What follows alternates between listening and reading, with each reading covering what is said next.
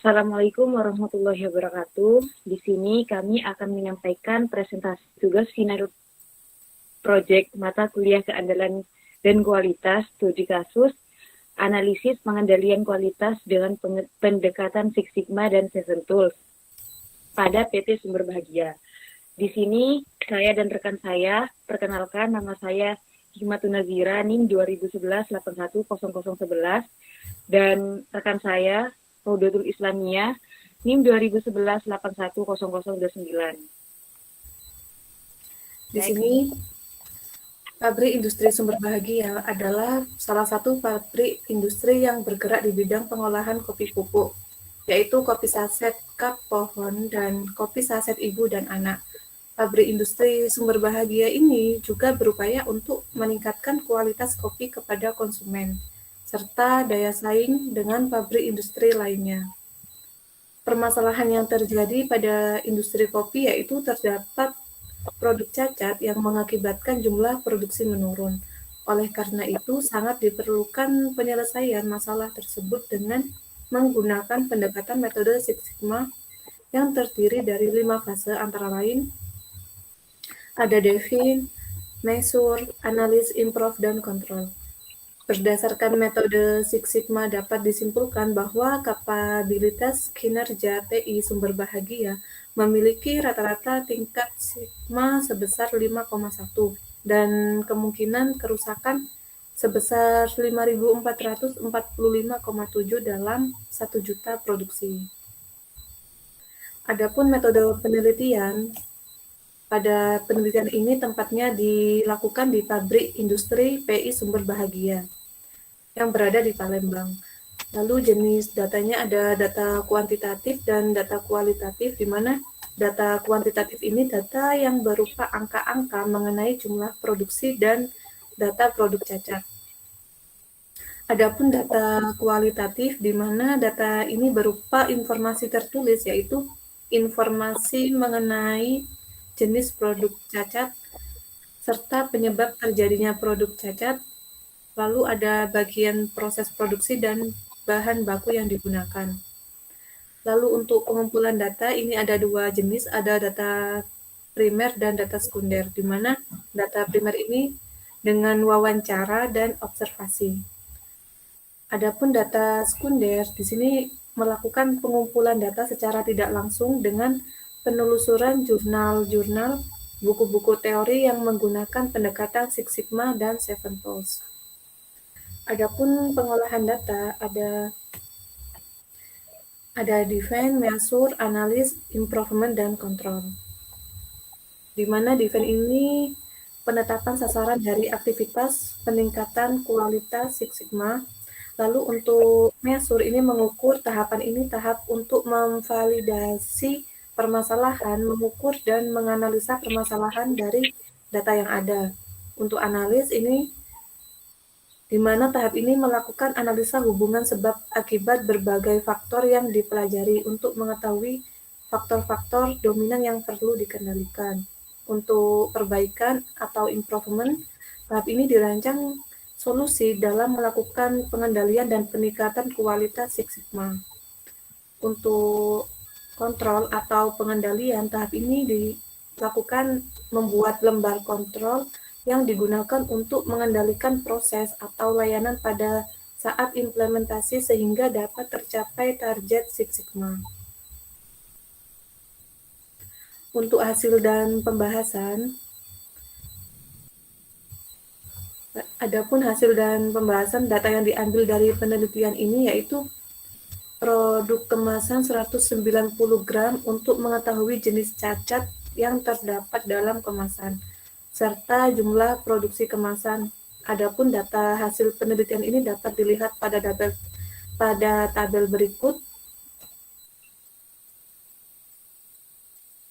Lalu untuk pengolahan datanya, yang pertama ada define, 2 penyebab paling potensial dalam menghasilkan produk akhir diidentifikasikan sebagai berikut. Ada kemasan terlipat dan kemasan kosong, di mana kemasan terlipat ini dikarenakan kurangnya kontrol pada saat memasukkan kemasan ke dalam mesin proses, sehingga terjadi pelipatan kemasan pada saat mesin pres mulai beroperasi.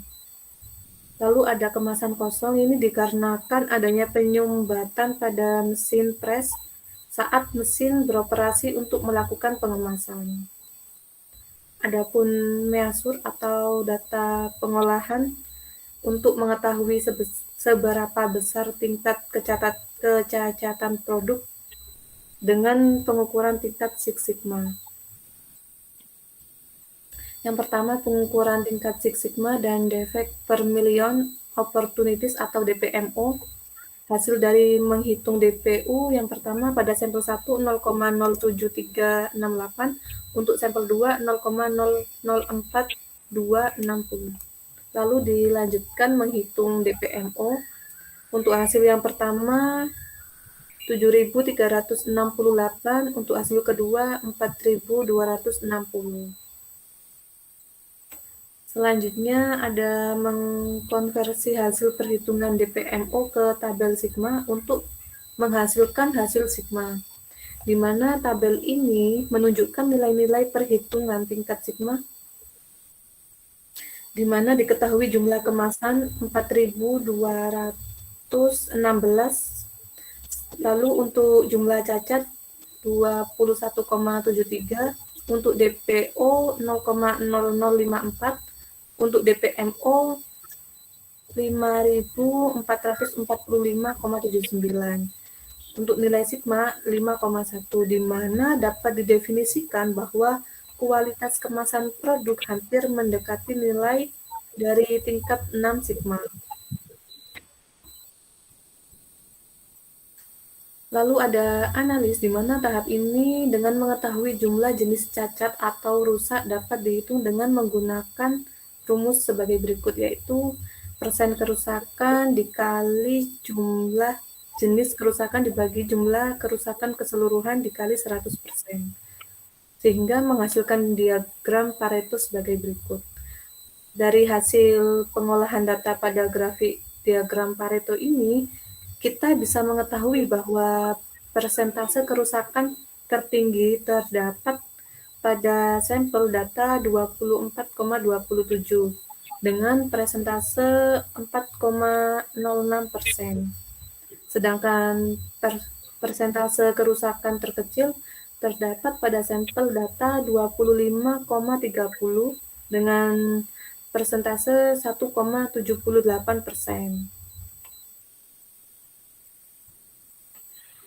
Kemudian selanjutnya ada tahap improve, di mana dalam tahap improvement ini dilakukan pengembangan ide untuk meniadakan akar masalah, mengadakan pengujian, dan mengukur hasil. Kemudian pada tahap improve ini didapatkan diagram sebab akibat seperti gambar tersebut.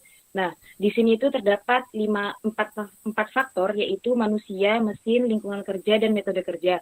Di mana pada faktor manusia ini terdapat faktor kurang teliti dan fokus, dan kurang terampil, serta kurang memperhatikan pekerjaan, di mana risiko yang dihasilkan dari kurang memperhatikan pekerjaan yaitu tidak pas pada penyetelan mesin. Kemudian dari faktor mesin itu terdapat beberapa faktor, yaitu kurang perawatan mesin, kemudian letak kemasan di mesin pres kurang pas, dan setting mesin tidak pas. Selanjutnya lingkungan kerja. Pada lingkungan kerja ini terdapat dua faktor, yaitu faktor kebisingan dan udara panas. Dan selanjutnya ada metode kerja, di mana faktor yang ada pada metode kerja ini yaitu kurang koordinasi dan instruktur kerja yang kurang jelas, sehingga dari empat faktor ini menghasilkan resiko yaitu kemasan cacat. Next. Selanjutnya yaitu tahap kontrol, di mana pada tahap ini merupakan tahap operasional terakhir dalam upaya peningkatan kualitas berdasarkan Six Sigma. Di sini terdapat dua pengendalian kualitas yang harus dilakukan. Yang pertama, pengendalian kualitas atribut, di mana di sini didapatkan tabel presentasi cacat produk kopi. Setelah kita mendapatkan nilai presentasi cacatnya, maka setelah itu dapat dihitung nilai ticatnya. Nah, setelah menghitung nilai ticat, kita mencari nilai line T-chart, presentasi kerusakan, UCL, LCL. Setelah kita mendapatkan nilai UCL, LCL, line T-chart, serta presentasi kerusakan, maka kita dapat mengembangkan nilai tersebut menjadi grafik T-chart, seperti gambar tersebut, di mana pada grafik T-chart tersebut tidak ada nilai yang berada di out of control batas UCL, CL, dan LCL. Tetapi pada grafik ini menunjukkan adanya ketidakstabilan yang terlihat dari grafik yang naik turun dengan menghasilkan nilai T sebesar 0,52. Selanjutnya yaitu menghitung nilai C-chart, di mana pada nilai C-chart ini kita mencari nilai UCL, LCL, dan line C-chart. Setelah kita mengetahui nilai ketiga tersebut, maka dikembangkan untuk dijadikan grafik C-chart, di mana pada grafik C-chart ini tidak ada data observasi yang berada di out of control batas UCL, CL, dan LCL, tetapi pada grafik tersebut menunjukkan ketidakstabilan yang terlihat dari nilai grafik yang naik turun, dengan nilai J sama dengan 0,5. Next. Kemudian yang selanjutnya ada pengendalian kualitas variabel. Di sini terdapat nilai tabel produksi kemasan kopi pada bulan Januari sampai April tahun 2015. Next.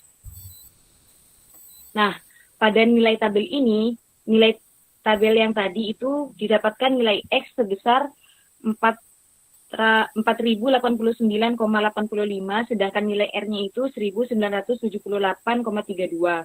Nah, setelah kita mengetahui nilai X-nya, maka kita itu membuat grafik X-chart-nya. Maka di sini itu diketahui dari grafik X-chart-nya itu diketahui tidak ada nilai yang berada di out of control batas UCL, CL, dan LCL. Tetapi pada grafik tersebut menunjukkan adanya ketidakstabilan yang terlihat dari nilai grafik yang naik turun.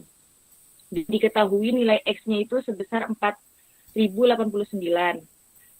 Kemudian pada grafik R-chart-nya itu diketahui bahwa tidak ada nilai yang berada di out of control batas UCL, CL, dan LCL juga. Tetapi pada grafik ini menunjukkan adanya ketidakstabilan yang terlihat dari grafik yang naik turun dengan diketahui nilai R-chart-nya itu sebesar 1.978. Next. Setelah kita melakukan pengolahan data seperti di atas, maka didapatkan kesimpulan dari hasil penelitian produk cacat dalam kemasan kopi untuk mengurangi kecacatan produk dengan metode Six Sigma. Didapatkan dua kesimpulan. Yang pertama, berdasarkan hasil produk kemasan kopi yang diperoleh dari bulan Januari sampai April tahun 2015 mencapai 143.360 sachet. Ada dua jenis kerusakan yang terjadi selama proses produksi, yaitu yang pertama, jenis kemasan terlipat mencapai angka 0,24% dan kemasan kosong mencapai angka 0,28% dengan jumlah kerusakan mencapai 0,52% dari hasil pengolahan data pada grafik Pareto. Diketahui bahwa presentasi kerusakan tertinggi terdapat pada sampel data 24,27 dengan presentase 4,06%. Sedangkan presentase kerusakan terkecil terdapat pada sampel data 25 dan sampel data 30 dengan presentase 1,78%. Yang kedua, dari hasil diagram sebab akibat, faktor dominan yang mempengaruhi produk cacat kemasan kopi tersebut yaitu faktor mesin, dikarenakan beberapa hal. Yang pertama, kurangnya perawatan. Yang kedua, operator kurang teliti. Dan yang ketiga, settingan mesin kurang pas. Next. Berikut sekian presentasi dari kami. Mohon maaf jika ada kesalahan kata dalam menyampaikannya. Wassalamualaikum warahmatullahi wabarakatuh.